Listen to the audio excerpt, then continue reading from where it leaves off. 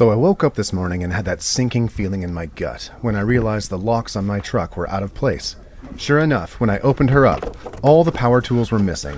$8,000 worth of Milwaukee tools right out the window. Well, the job still has to get done, and some missing tools aren't going to stop me. You tried to derail my entire day, you rat bastard. But you weren't counting on my mini hacksaw when you got my Sawzall, were you? You just made me work harder than I've become accustomed to. I mean, just listen to me huff and puff, pushing that hacksaw back and forth. Damn, I'm getting old.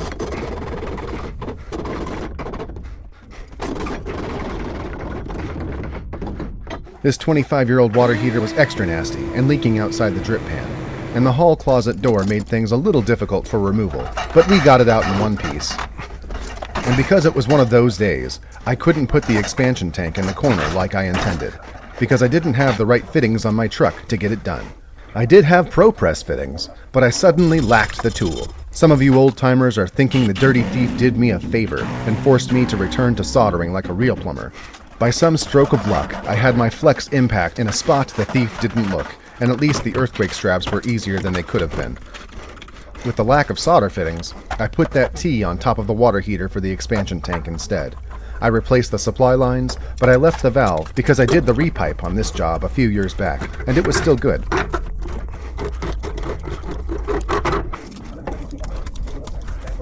I saved my customer a little money and reused what parts I could.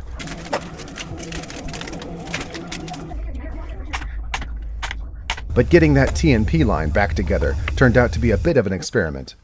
Because I lacked the solder fittings, I removed the O-rings from a couple ProPress fittings and used those instead.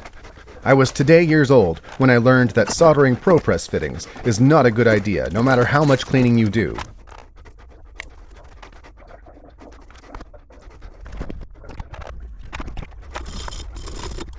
That one coupling didn't want to take the solder, and I had to make several more passes before it sealed. It's fine for a drain line that's never going to see pressure, but you won't ever catch me soldering ProPress on a pressurized line. We got the job done, and from the bottom of my heart to the rat bastard that stole my tools, you can die of gonorrhea and rot in hell. Would you like a cookie, son?